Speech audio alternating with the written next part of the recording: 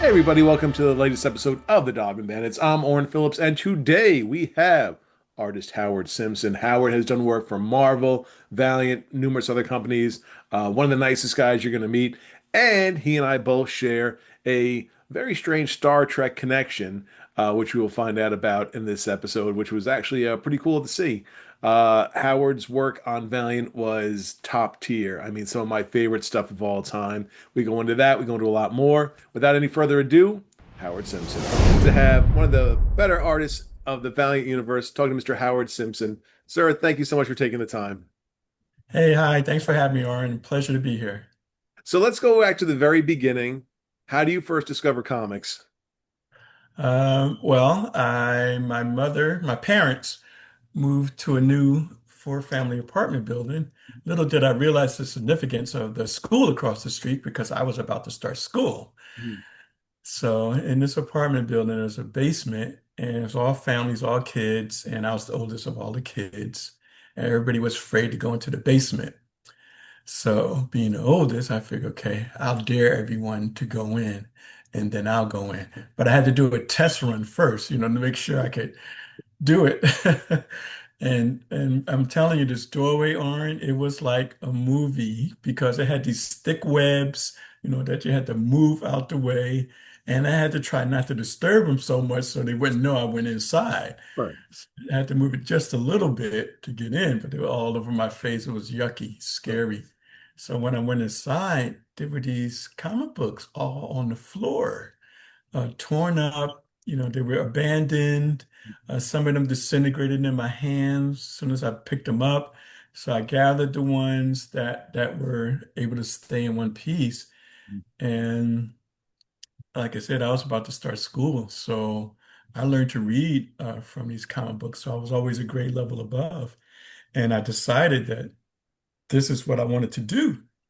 I mean, at that age, I didn't know what it was I was deciding I wanted to do. I mean, now I see I was attracted to the storytelling. But later on in fifth grade, I found out I could draw.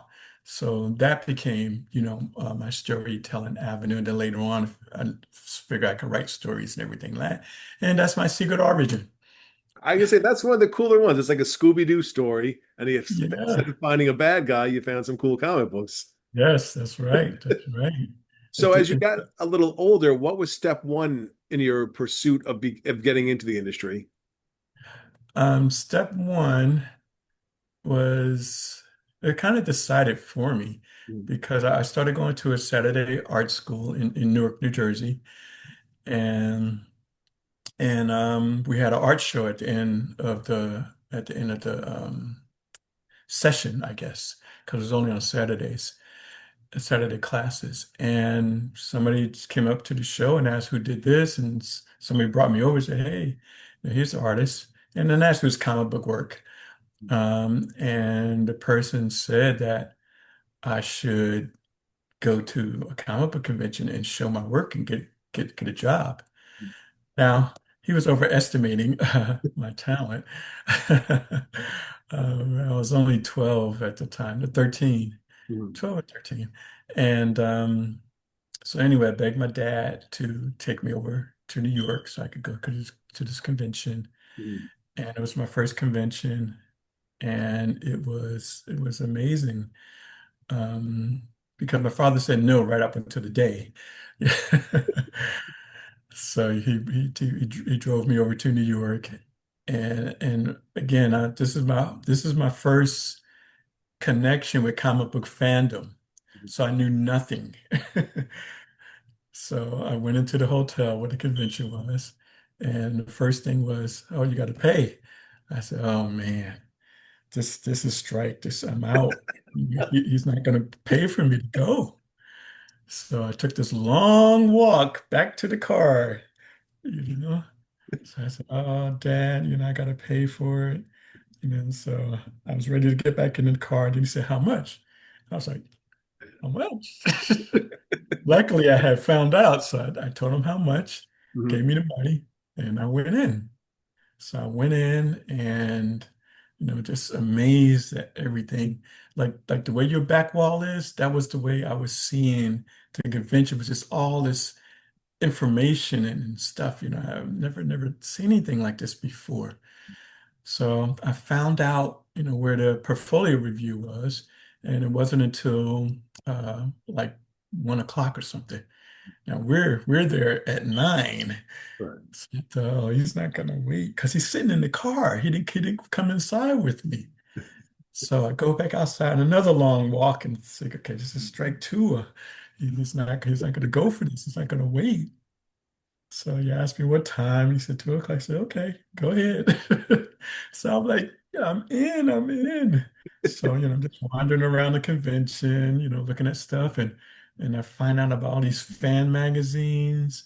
So, I buy some and subscribe or whatever. And then my first celebrity uh, encounter, well, Mhm. kind of an encounter. So I'm looking at comics in the back issue bin, and I hear this voice like next to me, and I look over. It's very familiar, and I look over, and it's Walter Koenig. It's Chekhov. So I'm like, oh my goodness. So I want to say something, but he's like with his woman or wife or whoever. So I didn't want to intrude. But I wanted to say something, but I didn't say anything. So I just kept looking at my comics and that was it. So I didn't make any contact. I didn't make first contact. I, I just want to add one thing. I was 12 years old. I was at a comic convention in White Plains, and I'm going through bins too. And this guy Uh-huh. stands next to me, and he starts asking me about what I'm looking for. And I'm having a brief conversation with him and stuff like that. And I just kind Yeah. of looked over for a second, and then he got some books. He walked away, and some guys come over to me like, "You were just talking to Chekhov from Star Trek." Like I was, I kind of remembered him and stuff like that. But yeah, you and I Yeah. both. Oh man, we share some DNA, some celebrity DNA. Only the two of us can say our first celebrity encounter was going through backbins with Walter Koenig. Oh man. So, later on, you get to DC, Yeah. and I want to talk about that in a second, but I just wanted to ask you, looking at your career, are there Mhm. certain books or certain projects you looked on as sort of evolutionary points for you where you said, okay, I started doing this in this book, and this led me to start maybe changing my art a little more. Are there certain Mhm. things you can look at as points where you've evolved? Yeah, definitely. Um, it's hard to say the first story, but the first story was kind of an evolution for me also, because that it was a Green Lantern backup, and my editor was only Ernie Cologne, and there were things that didn't make sense, so I was kind of hesitant to bring that up to him, since he's the editor, he read the story already. But maybe during the course of actually for me visually telling the story, that's when things didn't make sense because sometimes you could read stuff and the writer would ask you like, okay, so the girlfriend is in the stands and boyfriend's making the big cast and she cheers. You can't, and he asked for that in one panel. You can't show that in one panel. You got to show the action, the reaction. And that's at least a two-panel shot, but the writer will ask for it in one panel. So sometimes I guess when you're reading, you don't see these things. So I explained, what I thought was um, incorrect, storytelling wise. And so he said, okay, well, I'll change it. So I changed it. And then later on, a couple of years later, met the writer of that story. And this is my first story. And this was his first story. And he didn't really take too kindly to that because later on he became an editor. So I realized that, okay, I can't just go in and start doing that. I should probably talk to the writer, not the editor, because I see that it wasn't explained to him. So it just looked like I just went in and bogarted. So my evolution in that respect was that I have to respect other creators' work, that's a part of the process. Um, and then I guess the next evolution was while I was at Valiant, um, I they weren't just superheroes, because there was Turok and and Psylords And both of those I wanted to approach in a different way. And even uh Harbinger. Harbinger, yeah. Because I didn't want that to be like a big superhero thing. I want it to be kind of like a ground level. So Mhm. I tapped back, my superhero stuff so it could just be regular people, Mhm. who just happen to have powers. And then when I did Turok, I went to be big, primitive, and with the dinosaurs and everything, so I muscled him up. And so it was kind of like superheroes, but not really. Um, and then with um, and then with Psylords, when I did that, when I first did it, I wanted to do a Mobius style. So if you look at the first couple of pages, I'm in the zone. Right. But by the second page, I'm like, I can't do this every page. It takes too long.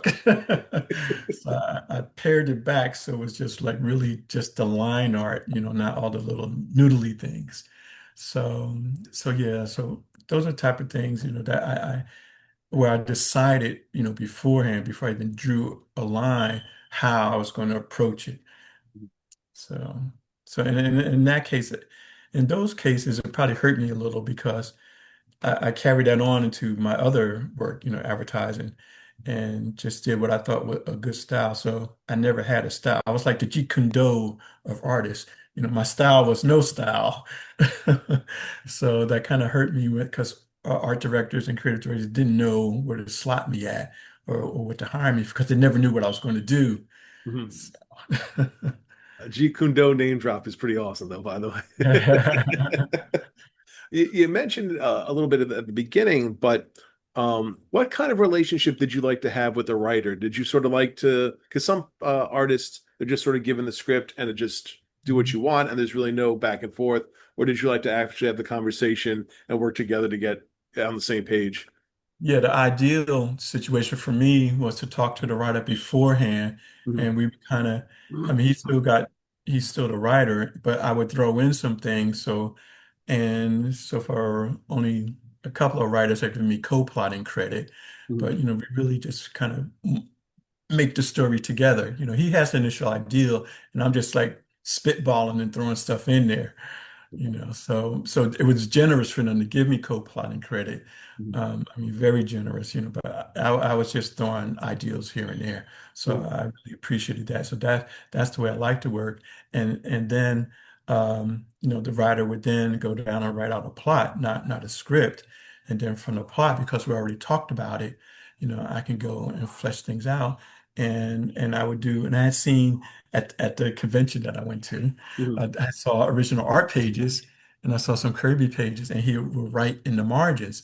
So from that, I learned to write in the margins. So when I handed this stuff back to the writer, he knew what I was thinking. He didn't use it all the time. And so the writer would know, what I was thinking while I was drawing everything. So again, like Kirby, the writer didn't use everything, but Mhm. some of the stuff I did write in the margins, made it also. And that's the way I prefer to work. Mhm. That doesn't happen all the time, but I've worked every way, with full script, or just a plot without talking to the writer. Mhm. Um, so, all different ways. So there's hasn't just been one way of working it, and I don't enforce, like, no, this is the way I want to do it. When you get to DC as a young man, you Mhm. know, was it there a learning curve? Were there people who took you under their wing to sort of help you along the way? Ernie Cologne took me under his wing. Okay. Um, and also at the time, Dick Giordano had started. This was the first, what did they call it? Some kind of artist program, Right. and eventually it became Showcase Mhm. and like that. So yeah, so I was in one of the first artist programs there. So that was really good. Working directly with Dick Giordano and Ernie Cologne. I That's mean, Dick's a legend. Mhm. Was it tough sort of bouncing around from book to book? Um, No, not really, because it kept me interested. It kept my creative juices flowing. Okay. Especially at Valiant because my books were on time. But because my books were on time, they asked me to help out on other books. Right. So on books that were late. Hmm. So I would do a few pages here, a few pages there, or sometimes the whole book. Hmm. Uh, and the whole thing is I had planned it so my books would be ahead, but I never got ahead because I was drawing other people's books. I mean, my books still came out on time, but I just never Hmm. got that space that I was looking for. So no, it kept me very creatively challenged and flowing and interested. Did you want at DC to be a regular on a book, to have, a run on a book, or were you kind of happy moving around? No, I wanted a regular run. Hmm. So that didn't happen Hmm. because um, Hero Comics offered me a regular book there, so I started there, Hmm. and at the same rate DC was paying me, so I wasn't losing anything.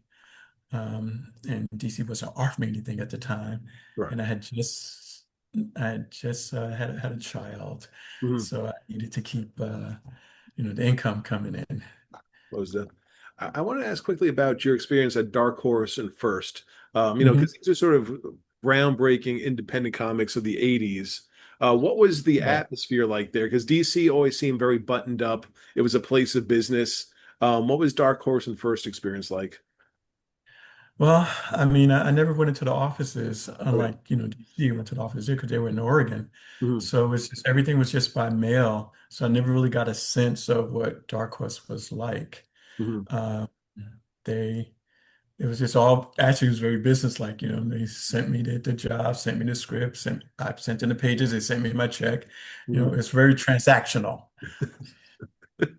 So sorry, I can't give you a better No, no, answer no, than no. that. I totally understand. I think as fans, we always think of the bullpens and that everyone Mhm. sits together and works together. But the more we speak to people, the more it seems like it is very, they send you some things to either ink or draw.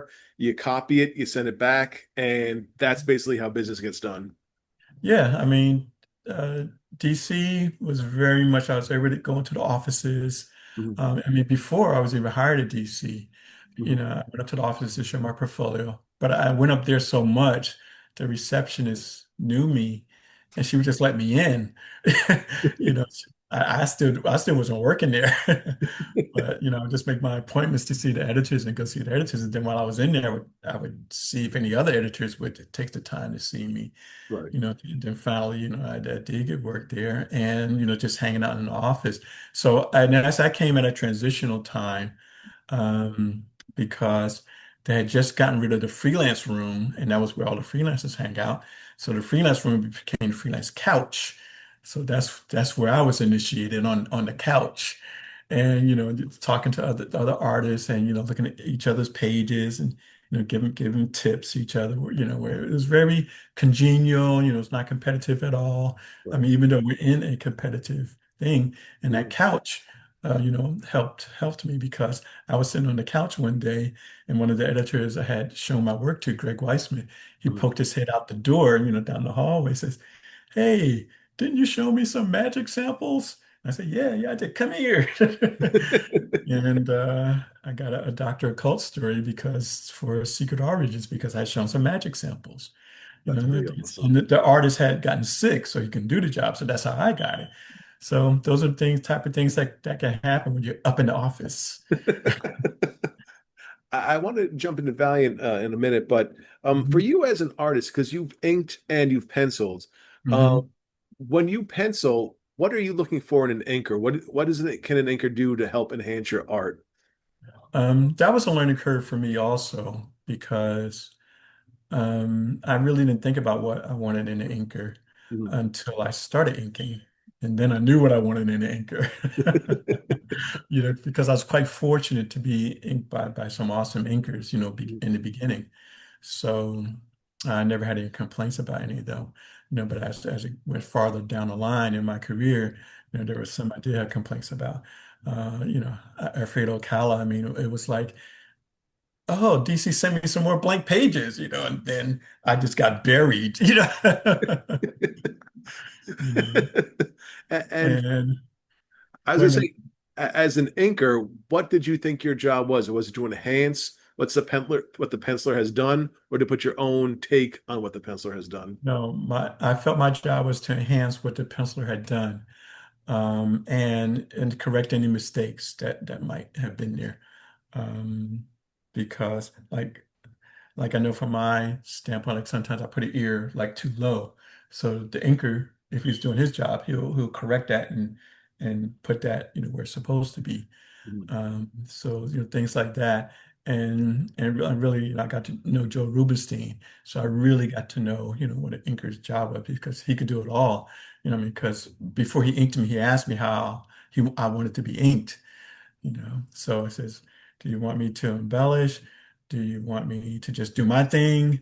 Which is he would draw, in his style. Mhm. Uh, or do you want me to just follow the lines? Mhm. And I learned, no, I don't want a line follower. Right. So I definitely want him to enhance and embellish. Yeah. Thanks. So how do you get to Valiant?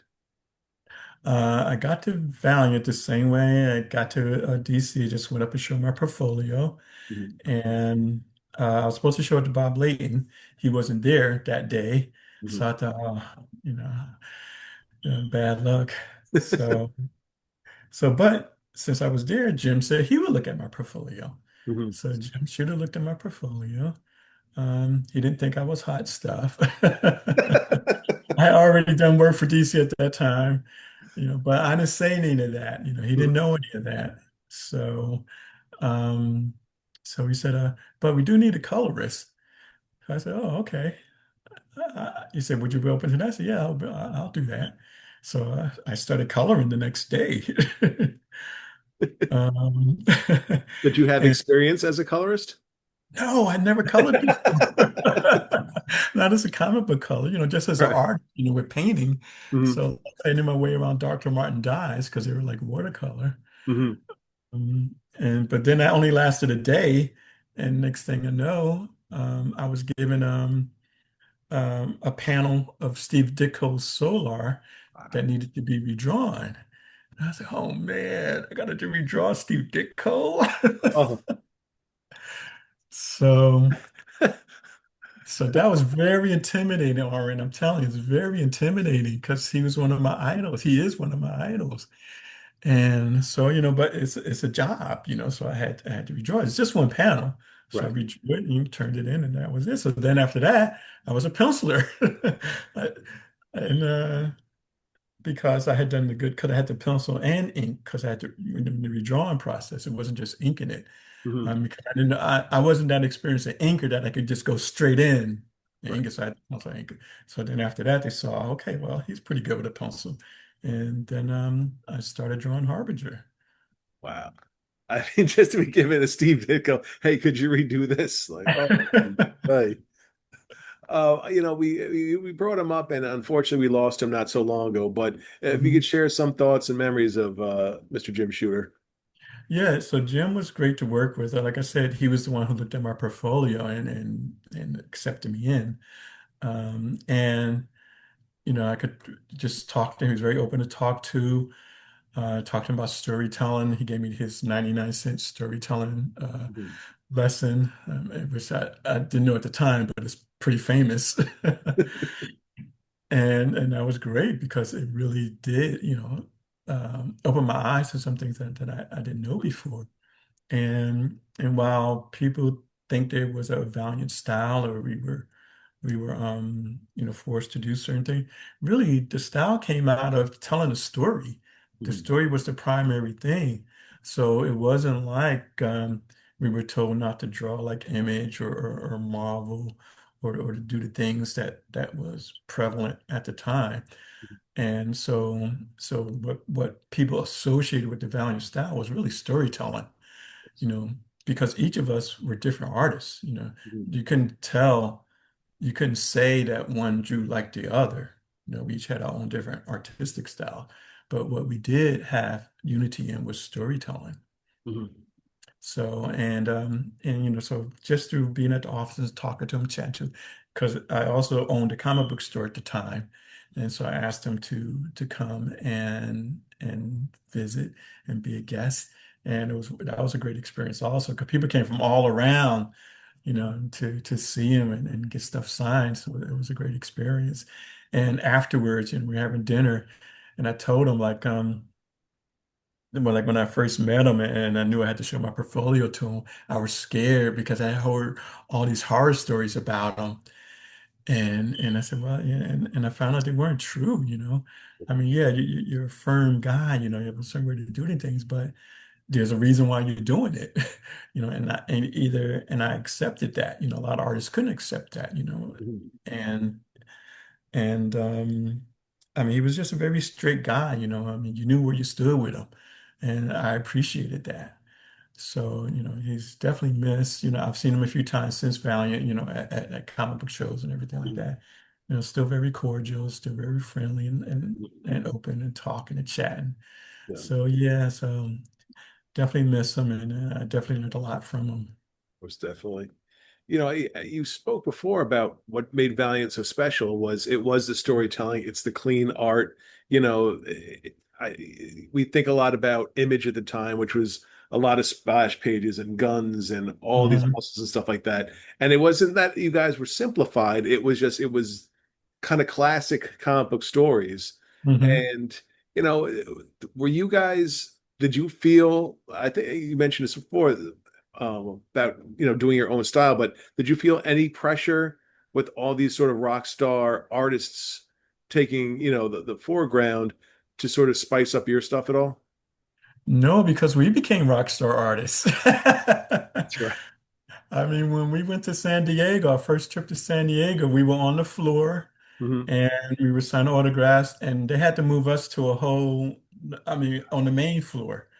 And this is when the comic book artists were, the attraction and not the movie studios.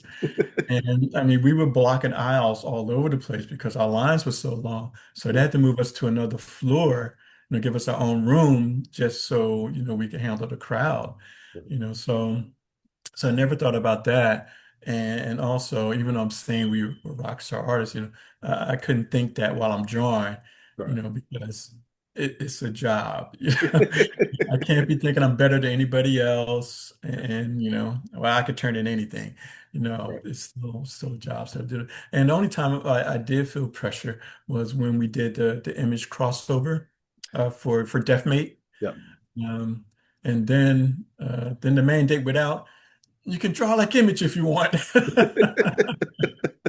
So you'll notice there's a lot more big panels, Mhm. splash pages, but we couldn't really put splash because we only had like 5 pages each artist.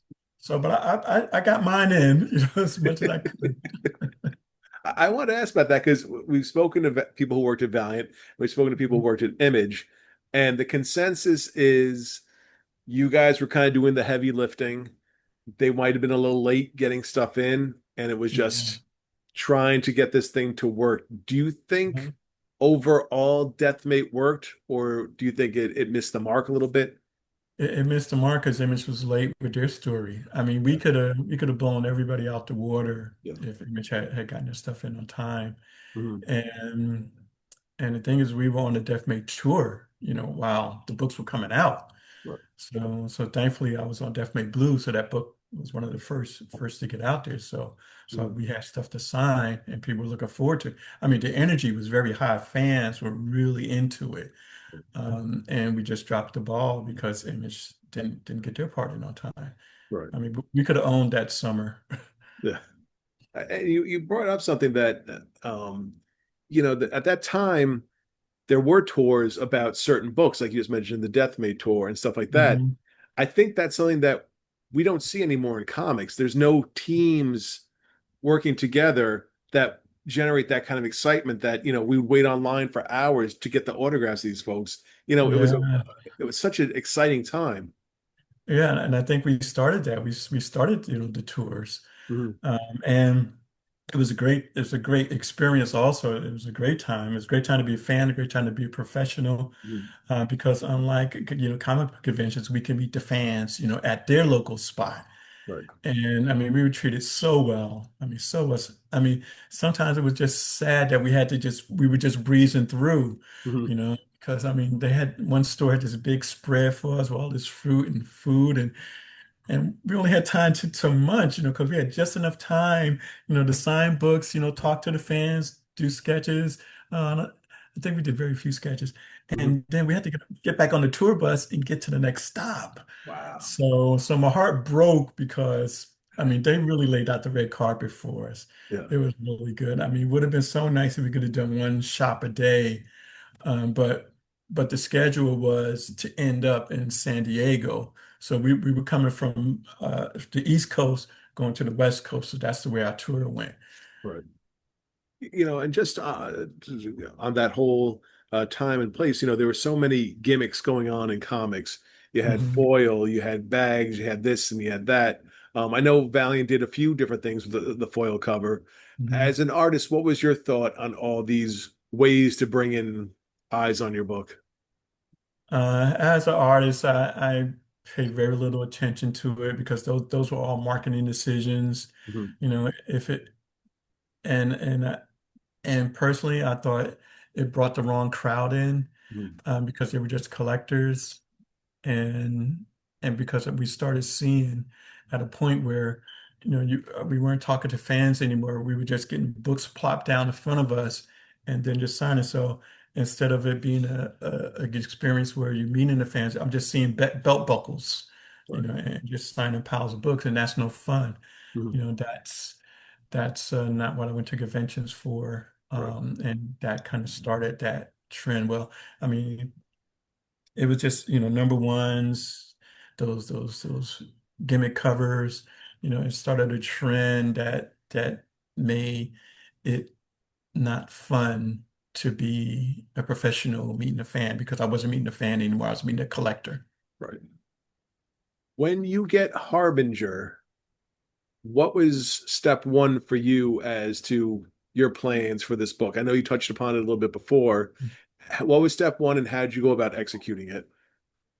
Well, step one was to read the previous books. Step two was that I wanted to add a kind of like ground level drama to it. Mhm, And so it's not it was I didn't want a proscenium. Like if you look at like I Love Lucy, mhm, everything happens in a stage mhm, format, even though it's TV. But what Desi Arnaz did, he brought the three camera format in. So you're starting getting angles, you're starting to get medium shots, starting to get close-ups, to do that. So using that as kind of inspiration, mhm. um, because up until that time, I wasn't really doing a lot of angles. I was just happy to be drawing comics. But now I'm starting to think more like a storyteller and more like a dramatist. Mhm, So if you notice, if you look, that first page we see Chris holding the baby mhm, and and the little kid in the background. I forget his name right now.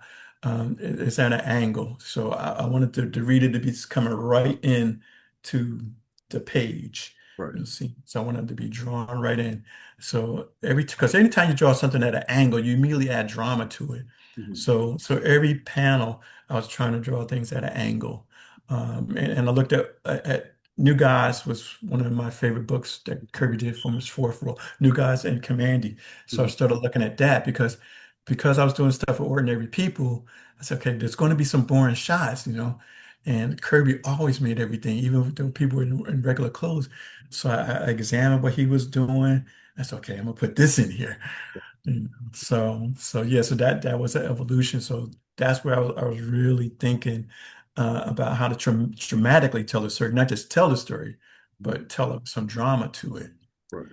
And and I remember I was doing one panel on EXO and Barry Smith was Barry Windsor Smith was in the Mhm, office at the time. He was hanging out and he looked at one of the pages I was drawing and he said, even though I had it at that angle doing everything I just told you, it just wasn't doing anything. So he said, okay, let me pose for you and then you draw it. So because he saw what I was trying to do. I was trying to do an upshot, an angle, and it was Eric. XO. He was in a suit, but I wanted to make him massive and stuff like that. So Barry put on the suit jacket, took a shot. And just artists do this, like they take reference photos. So I took the reference shot and that helped, bring it because I needed the reference. Mhm. So while I was at Valiant, I took a lot more photographic reference, based on that. And then another day, I drew a few pages later, I drew EXO walking. He was barefoot, Mhm. and you could see his foot from the rear, Right. and the foot was raised. And so Barry asked, "How did you draw that?" And he said, And what I did was I just kept doing the pose, for myself because I couldn't photograph it myself. But what Right. I was doing is making sure I could feel the pose in my foot, and I accomplished it. So the foot looked very natural, Mhm. and it attracted Barry's eye. And he said, "Oh, that's interesting." It's really cool, So it was really, really cool. You So, know, what you just mentioned, I think is astounding because, talking to people and artists, they mhm, say, you know what, you can draw a splash page and that's wonderful, but can you draw the shots like you're describing, the mhm. angles, the shots of not the action all the time, but the conversation between people? That's what links people in because if you can't do that, it's just not going to work. Yeah, because if you can't draw the regular shots, then the extraordinary shots are not going to be convincing Right. because they don't exist in the world that the people are used to. Hmm. So the thing is, you got to draw them into something that they're used to first, and then wow them with the extraordinary, poses and the muscles and everything else, Right. the action and the blowing up stuff. Was it easy? I'm not saying easy, but when you work on something like Harbinger, which doesn't have 500 back issues starting in 1940 and a whole, lineage, that to put your own spin on it, to make it your own, it's a little easier. You're not going to have as much pushback and not as much fan reaction to changes in the book. Yeah, yeah, it was definitely easier, because I definitely felt I left my mark on the book. Hmm. And from day one, that's what I wanted to do. Like I said, from that first page, I wanted to Right. say, "Hey, I'm here," you Hmm. know. And whereas, I was doing the DC stuff, I wanted to lean on all that history, Right. So if I'm drawing, the trickster, I want to draw the trickster the way, Carmine Infantino drew him, Right. and then, add my stuff to it. Hmm. Uh, and so so either way, there's no downside to it for me as an artist because I grew up reading that stuff. Well, Hmm. I mean, I wasn't around all 50 years for it, but but I knew it existed and I had, back issues and stuff, to rely on. Hmm. So I wanted to pay tribute to that history and and and be mindful that I'm a continuation, I'm a caretaker of that. Maybe I'm only drawing one issue, maybe I'm doing two or three, but still, I felt an artistic responsibility to keep that going on. When you were there, or was it in DC, or you can tell me when that you Mhm. found confidence that you made the right decision getting into this field, that you're good at what you're doing, and that if you're given an assignment, you have the tools to do it. I had confidence before I ever touched the comic book, Uh, but for a very different reason than you might be thinking. Okay. Because I was in college at the time, at Tyler School of Art, in my junior year, and I figured, okay, I can draw. If I wait till senior year, everybody's and their mother's going to be out there, and we're all going to be hitting the pavement at the same time. And I Mhm. determined that, I wasn't going to be out there with the crowd. So junior year, I wanted to get my professional work, and that was when I started with the art program up at DC. Mhm. And also, I found out about storyboards, TV storyboards, and then they were like comic strips. So I Mhm. said, okay, I can do a comic strip, so I should be able to do storyboards. So I made an appointment at an ad agency Mhm. in Philadelphia. I went up there and I'm talking to the art director and over his desk and just chit and chatting. And then after chit chat's over, he says, "Okay, let me see your portfolio." And I Mhm. said, "I didn't bring one." He said, what? So I had to bring one. I said, I didn't know what a storyboard looked like. I knew about it, so I knew how to do it. And also, I was a big film buff, and I minored in film cinematography Mhm. uh, at Temple University. So we talked film. Mhm. So I figured, I mean, we were talking for a long time. We talked about an hour. So as long as I kept on talking, I'm in the pocket. Yeah. He hasn't thrown me out. So, so the art director says, okay, wait a minute. Yeah, so he goes back into the office and he comes out with this script. He said, because here's a script that we lost the storyboards to. So I want you to take this home, do this, bring it back when you're done. So I went home that night to my dorm room. Oh, and also he showed me what storyboards look like. Okay. So I went and bought, just all the materials I needed, and Mhm. then went and drew the storyboard. Went back to see him the next day. So I showed him the boards. He's looking at it, and Oren is very uncomfortable because he's just sitting there, looking at it. He's slowly shaking his head, Mhm. and I'm thinking, man, I messed up. They're not good. And but he's looking at it a long time, Oren. Uncomfortable about a long time. Just silence. So he just gets up and leaves. Oh. I'm thinking, oh man. Really must. He doesn't even want to tell me how bad it is. Or maybe he wants to show somebody else how bad it is. So he comes back out with a video cassette. He pops it in and he says, we lost the storyboards, but we did film the commercial. Your storyboards match the commercial frame for frame. And I watched it and it did. I, So that's pretty awesome. yeah, so that gave me confidence that I could tell a story. I could tell it, cinematographically. Right. I don't know if that's a word or not. Cinematographically, that's probably closer to a word. And so by the time I did comics, I had complete confidence in my abilities because I did storyboards for 2 years Mhm. before I got my first actually a year and a half Mhm. before I got my first that Green Lantern backup. So let me ask you, based on that, are you a comic book artist or are you an artist who did comic books? I'm a comic book artist. I consider myself a cartoonist. Okay. I can because that's what I've always wanted to do. All the other stuff came in because I just found out about it. Like I just found out about storyboards. Right. I found out about advertising art. It Mhm. just so happened that what I decided to be, a cartoonist, fits in, with all that other stuff. So I could call myself an illustrator. I could call myself, artist, but Mhm. at heart, I'm a cartoonist.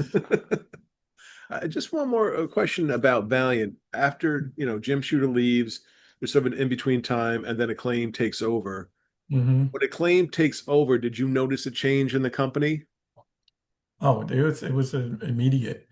I mean, because all of us that had been there were pushed to the side because now Acclaim came in with some money and they started, getting uh well, what you referred earlier as the rock star artists. Right. They were getting Neil Adams, Paul Gulacy, Mhm.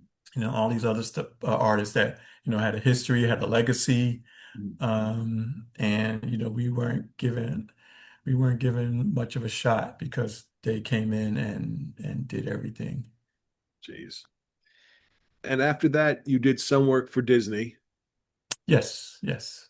I would think with Disney, there's got to be um, sort of strict parameters and style guides as to what they want because they're Disney characters. Right. Did you find that to be the case? Oh yeah, definitely. I was given model sheets. I was Mhm. told I had to stay on spec. Mhm. The work was reviewed to be sure it was on spec, and when it wasn't, it was turned back to me. Mhm. So I had to make changes. And I was fine with that because, again, everything is a job and you have to understand the assignment. Right. So my job is not to be me. My Right. job is to make this look like the Disney look, so. Pumbaa's supposed to look like Pumbaa in every panel, Mhm. and it has to look like one artist has drawn them the whole time. Mhm. So I went in knowing that. So you can't complain about something if that's the way it is. Right. I think you hit the nail right on the head with something you said that it's about the job, it's not about you, because I think sometimes that's tough for some people because they have a style or they want to, they feel like they Mhm. can't be confined, they have to do their own thing. Do you, think that there's a frustration at times with artists and stuff like that? Yeah, I mean, because they're missing the whole point. I Mhm. mean, if you have to do your own thing, do your own thing. Right. If you want to do Disney work, do Disney work. Right. I mean, because this is not your time to shine and try to do the best. Sure, you want to do the best job you can. I mean, and that comes out because if you really are able to do the Disney work and put some of yourself into it, like a Carl Barks, Right. yeah, you're going to stand out. But those were different times in the 60s when he was doing it. Mhm. So I'm not sure how much, he was setting the style Right. as much as they were following a specification sheet or a character sheet, Right. because it wasn't like Uncle Scrooge was in the movies, Mhm. when he started doing it, Right. or any cartoon. So yeah, so that was a very different situation. Mhm. Um, but yeah, you have to. I mean, this is for all practical purposes, this is commercial art. It's not fine art. If you want to Right. do fine art, do fine art. Mhm. Go get a gallery, go get a patron, Mhm. and then do what you want. It's easy to be free. Yeah, this is still art, but it's a specific classification of art, that we do.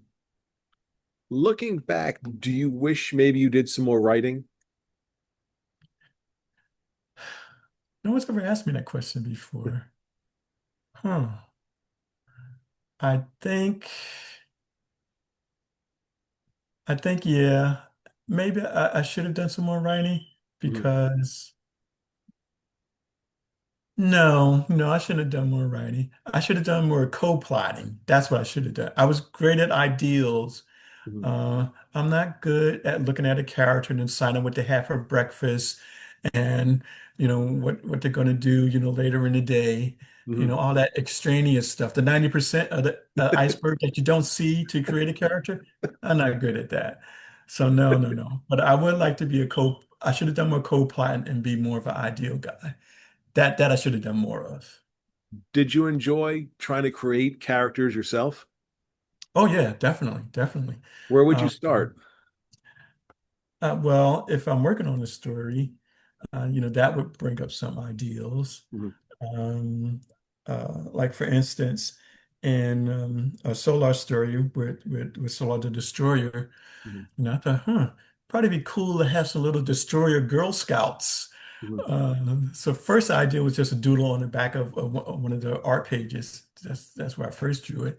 And then I thought, maybe I could squeeze them in a story somewhere. Mhm. And then if I did, I'd squeeze him in the background.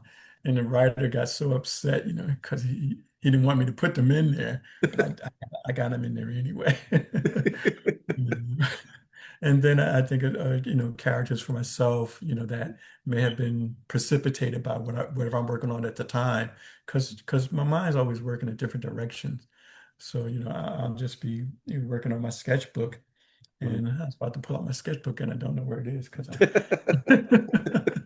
because I took it with me out yesterday, and I think it's still in my backpack.